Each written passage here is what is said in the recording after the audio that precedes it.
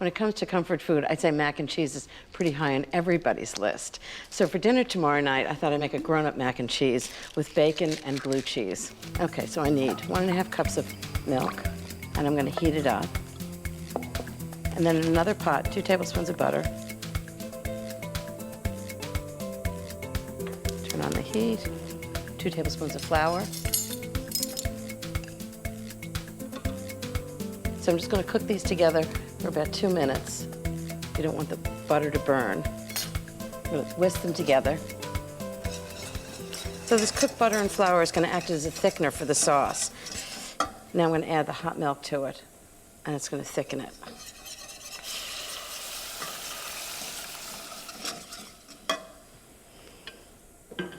Okay, I'm just gonna cook that over low heat until it just gets a little thicker.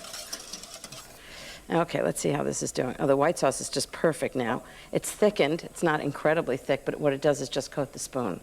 So now off the heat, I'm going to add all the cheeses. So 1/2 cup of Gruyere, 1/3 cup of cheddar, and about 2 ounces of Roquefort. You can really use any kind of blue cheese, but Roquefort has a particularly wonderful flavor. And a little bit of nutmeg. It's a really classic spice that's used in gratins. You sort of won't know it's there, but it'll make everything else taste better. Give it a stir so the cheeses all melt in.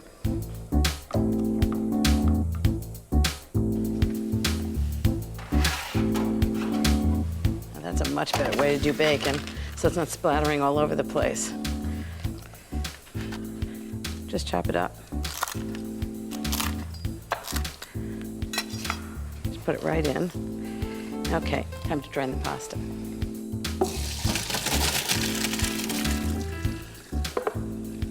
So I'm just gonna put this right back into the sauce. Just stir it around.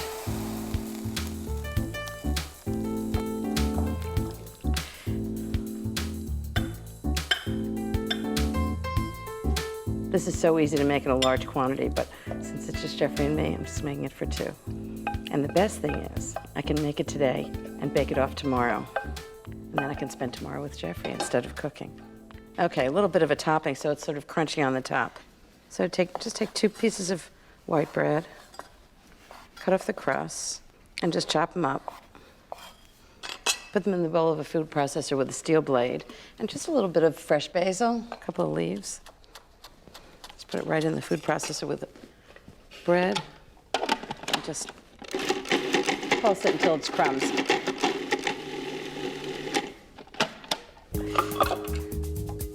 Okay, and just right on top of the mac and cheese, so it's creamy on the bottom and crunchy on the top. Okay. Into the fridge. I'm gonna bake it tomorrow night for a cozy and comforting dinner for Jeffrey and me. Okay, so 2 tablespoons of freshly minced parsley. I need about 1/2 cup of grated Parmesan cheese. I think it's unusual in meatballs, but I think it gives it lots of flavor.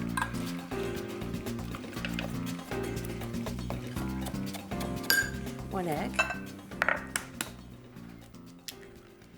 All these ingredients are designed to either flavor it or hold it together. So I'm just going to beat it a little bit. Pour it on top. Now some seasoning. 1/4 teaspoon of nutmeg. 2 teaspoons of salt. 1/2 teaspoon of pepper. And here's the surprising part, warm water. 3/4 cup. I actually learned this trick from Rayo's, that famous Italian restaurant in New York. And it keeps the meatballs so moist you wouldn't believe it.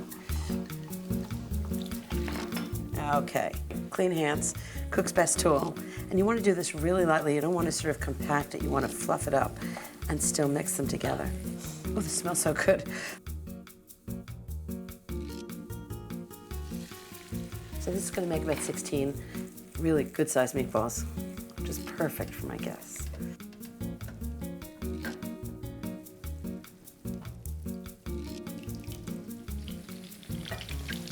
So I've got 1/4 inch of oil.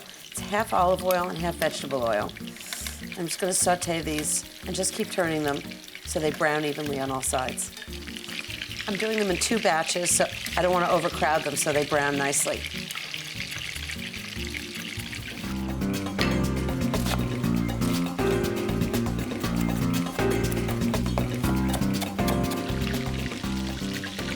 So the second batch of meatballs are done. I'll just cook them 10 minutes until they're nice and browned, and then I'm going to finish cooking them in tomato sauce.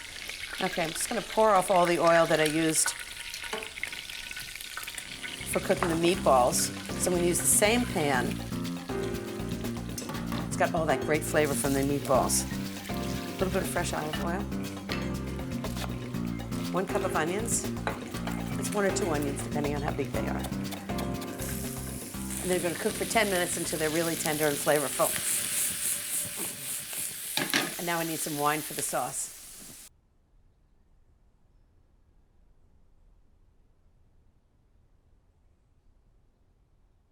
Okay, 1½ teaspoons of garlic. I do the garlic at the end because it burns really quickly.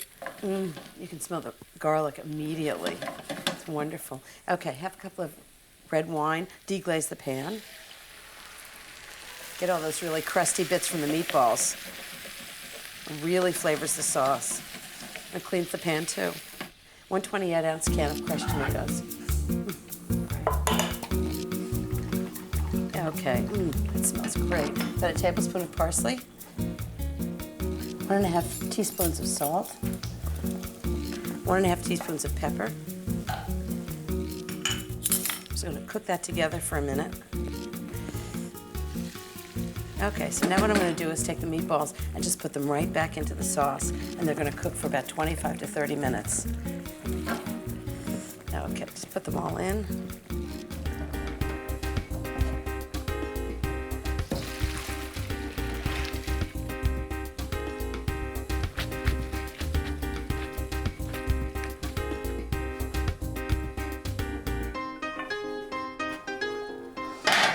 Yikes. Tomato sauce and meatballs. Oh. Big bunch of basil, right in the middle. Big spoons. Can't wait to see their faces. So I thought, what's the quintessential cheese recipe? It's grilled cheese sandwiches. I've got just a very simple Pullman loaf, good bakery loaf, not like the stuff from the grocery store. So I'm gonna need 1 cup of mayonnaise, 1/4 cup of mustard. I use good Dijon mustard. And this is the unusual ingredient, Parmesan cheese. 1/4 cup of Parmesan cheese. I think that works best. And just whisk it all together.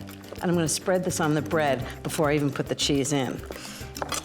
I mean, how bad could that be? Okay, that's done. But first, I'm gonna spread some butter on the bread. And that's gonna make sure it's gonna be nice and brown and crisp when it goes into the grill pan or the press. Okay, so that's the butter. Now I'm just gonna flip them all over. You want the butter on the outside of the sandwich. And then I'm gonna spread the inside with the mustard and mayonnaise mixture. I find a spoon for this, an easier way to spread it on. So inside of this, I'm gonna put really good cheese, some crumbled bacon, and put it in a panini press. If you don't have a panini press, you can always do it in a saute pan, just like classic grilled cheese sandwich. Okay, now for the bacon. I think the easiest way to cook bacon is in the oven. On a rack, 400 degrees, 20 to 30 minutes. It comes out perfectly every time. Okay, I'm just gonna put it on the board and just dice it up. Every sandwich gets just a little bit. And just give this a big dice. Just big pieces like that. It's easier to distribute on the sandwiches. Okay, that's the bacon.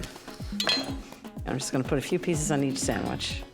It's a cheese sandwich, not a bacon sandwich. Just adds a little extra flavor. Now we need cheese. I need 6 ounces of cheddar. That should be about 6 ounces right here. And I need 6 ounces of Gruyere. I love Gruyere for this because it's got this really nutty flavor. So the fastest way I know to grate cheese in the food processor. Watch this, it's so fast, I love it. Just put it right in the feed tube. Oop, can't get it all in. Yeah, I can.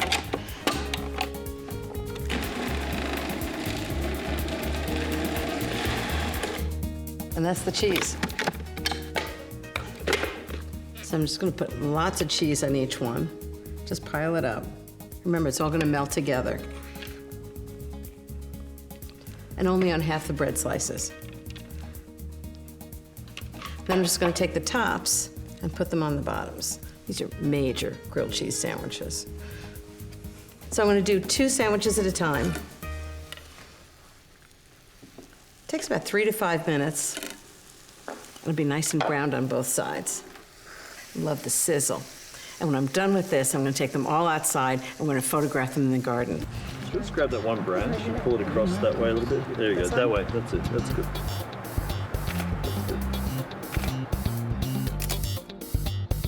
My smashed hamburgers with caramelized onions and Gruyere.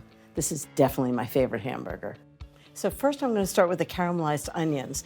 I've got 2 tablespoons of high burning temperature oil, like canola oil or grapeseed oil. I'm gonna put in 4 cups of sliced red onions. Red onions are great because they're a little sweeter than yellow onions. This is about 2 medium onions. I'm gonna cook them for about 8 to 10 minutes on medium heat, just until they're really tender. Just give them a toss. This is gonna make them really sweet. It's gonna bring out the caramelization, all the sugars in the onions. They're gonna be absolutely delicious. Just do them slowly so they become caramelized. You don't want burnt onions. So while those cook, I'm gonna make a mixture for the hamburgers. So the first thing is mustard. I'm gonna use dry mustard because it has like a real sharpness about it. 1½ teaspoons of dry mustard. These are the seasonings. 1½ teaspoons of salt. And about 1/2 teaspoon of pepper. And just mix that all together. I'm just gonna add this mixture to the ground beef. It's gonna give it great flavor. So I've got 1¼ pounds of ground beef. It's gonna make 4 hamburgers, and just sprinkle it on. And then with your hands, really lightly, you don't wanna compact it, just mix this together. This beef is 20% fat, and it's really important. Otherwise, you'll have really dry hamburgers. And nobody wants a dry hamburger. Nothing comforting about that. And this doesn't have anything else in it. No egg, no breadcrumbs, just really good hamburger meat.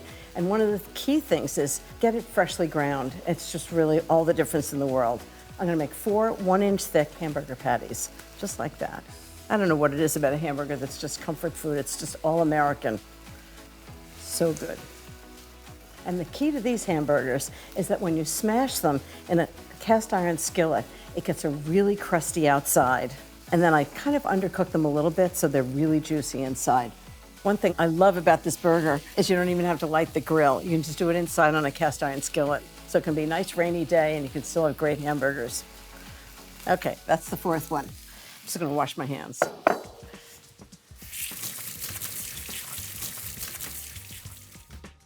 So this is the secret to my hamburgers. I'm gonna freeze them for 15 minutes exactly, and it ensures that they're really crispy on the outside and rare on the inside. Not longer than 15 minutes or you'll have frozen burgers. Okay, now the key to caramelized onions is a little bit of sugar, and what it does is caramelize in the pan. So I'm gonna add a teaspoon of sugar. I wish you could smell them. They're amazing. I'm gonna cook this on a low temperature and cook it for another 12 minutes, and they're gonna get really delicious, and they're gonna be so good on a hamburger. Now comes the fun part, cooking and smashing the hamburgers. So they're frozen for 15 minutes, no longer, exactly 15 minutes. I've got a cast iron skillet, 1½ tablespoons of canola oil in it. Put them right in. And this is the fun part, smashing them. When you're doing hamburgers on a grill, everybody says don't smash them, but when you're doing them in a cast iron skillet, just let them sit right where they are, don't move them at all, and just smash them down. And what that does is create a surface that gets really crusty and caramelized when it cooks. Okay, these are gonna cook for a few minutes. I'm just gonna add some vinegar to the red onions. About 1 tablespoon, just pour it right in. And what that's gonna do is deglaze the pan, get all those kind of crusty bits into the onions. Not to mention the pan's easier to wash. This is major comfort food. Okay, I'm gonna check on the burgers. So, just gonna check and make sure that they're really caramelized on the bottom, and they are. So I'm gonna turn them over one at a time. Look how gorgeous that is. So they're gonna be really rare inside and nice and browned on the outside. and just smash them on the other side so you get a flat surface with the cast iron skillet. Makes a really good crust. Now I'm going to load them up with onions on each one. Watch this. I dare you not to think this looks good. More onions. Fresh beef with the seasonings with mustard and sweet and sour onions, all caramelized. And the last thing I'm going to put on is some Gruyere cheese. Okay, I've got Gruyere cheese and I've grated it. Just going to put a big pile on top of each one. I use Gruyere because I love that kind of nutty flavor that it has, and it also melts really well. I mean, cheese makes everything taste better, right? Okay, lid on. See you in a few. Okay, let's see how these guys are doing. Ta-da! Oh, it smells amazing. You can smell the Gruyere and the onions and the hamburgers. Now I just have to put them on buns. Okay, so got hamburger. Oh, I love all the sauce. Look how good that looks. Gooey and cheesy. You know, you can serve this with ketchup. These are so good, I'm not even sure you need to. They're so juicy and kind of like really rare inside. Whoa. They smell amazing. Cheese and onions and the whole thing. Just need to put the tops on. I actually use potato rolls. They have so much flavor, but you can always use just regular hamburger rolls. But why? Okay, now I just need to find 4 people who are gonna share these with me. Pasta bolognese has to be one of the most popular Italian dishes, but sadly, it takes forever to make. Well, I've come up with a really easy version that you can actually make for a weeknight meal. I'll show you how to make it. So first, I've got 2 tablespoons of oil that I've heated in a pan, and 1 pound of ground sirloin. I'm just gonna put it right in the pan. Start with 4 cloves of chopped garlic. That's about 4 teaspoons. And then oregano, which is sort of a classic, but I'm adding a lot, a tablespoon. Just like that. I always use dry oregano because I think fresh is too strong, but I grind it between my hands to release the oils. And a little bit of hot pepper. I use about 1/4 teaspoon, but as much as you like. Okay, next is wine. I use a really dry Chianti. And it's gonna bring great flavor to this. And then I'm doing something else at the end with a little bit of wine. Right at the end, I throw a little bit of red wine into the bolognese before I serve it. And there's something about that wine that gives it incredible flavor. But right now, just 1 cup. Okay, next, tomatoes. Can't have bolognese without tomatoes. I use 1 28-ounce can of crushed tomatoes. And if you can get San Marzano tomatoes, it's a kind of tomato, not a brand. They're really the best Italian tomatoes. And to give it a little more intensity, I'm gonna put in 2 tablespoons of tomato paste. So that's really condensed tomato. Lots of salt and pepper, 1 tablespoon of salt. And then 1½ teaspoons of pepper. And this is gonna cook for about 10 minutes. Bring it to a boil, let it simmer away on top of the stove, and let all those flavors cook together. I'm gonna add a few more things to the bolognese sauce. 1/4 teaspoon of nutmeg. It's an unusual spice, but it really goes well with tomatoes. 1/4 cup of fresh chopped basil. Right into the pasta. I'm gonna add a little bit of cream, just 1/4 cup of cream, just to give it a little richness. I never knew anything that cream hurt. And 1/4 cup of red wine. This is where I add it at the end. And it just gives it a little edge. If you're worried about not cooking off all the alcohol, you certainly don't have to add it. You can really smell all the spices and the wine. This is just gonna simmer away for about 8 to 10 minutes. In the meantime, I'm gonna get the fresh Parmesan ready.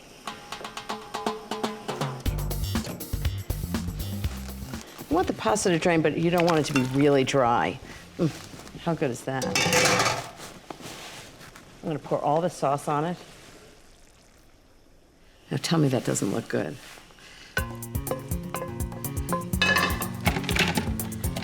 1/4 cup of Parmesan cheese on top, or as much as you like.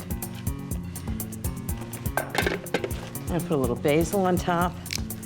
I'd love to know what the ingredients are. Fresh basil's got a nice sort of like spicy quality to it, so that's going to be fantastic.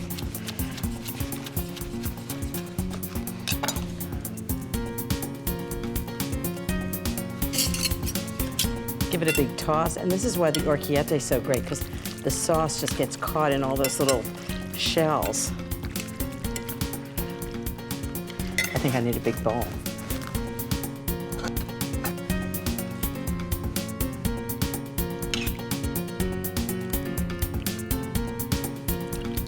A little more Parmesan cheese. Big spoon. And I'd say, buon appetito. Ooh, this looks good.